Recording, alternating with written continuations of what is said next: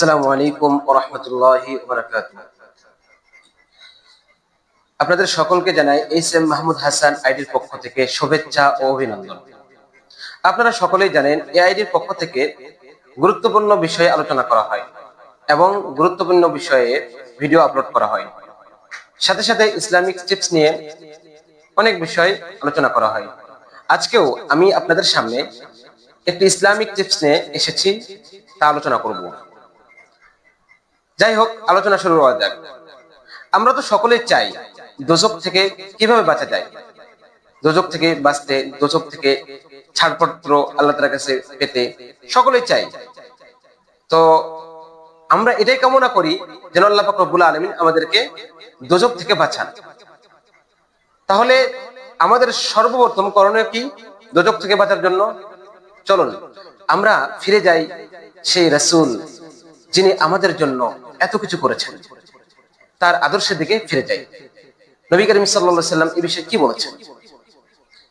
তাহলে চলুন।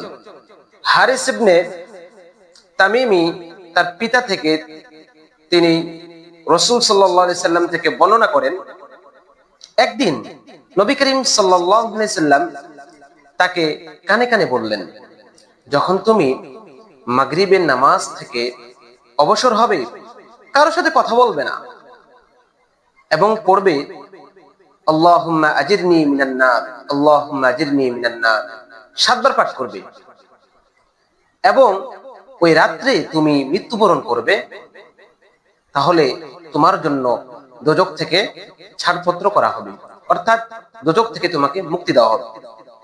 এভাবেই যখন তুমি ফজরের নামাজে এই দোয়াটি 7 বার পাঠ করবে, কারোর সাথে কথা বলবে না, নামাজের পরপরই তুমি এই দোয়াটি পড়বে, আল্লাহুম্মা আজিরনি মিনান নার 7 বার পাঠ করবে এবং ওই দিনে মৃত্যুবরণ করবে, তাহলে তোমার জন্য দোজখ থেকে ছাড়পত্র করা হবে, অর্থাৎ তোমাকে দোজখ থেকে মুক্তি দেওয়া হবে।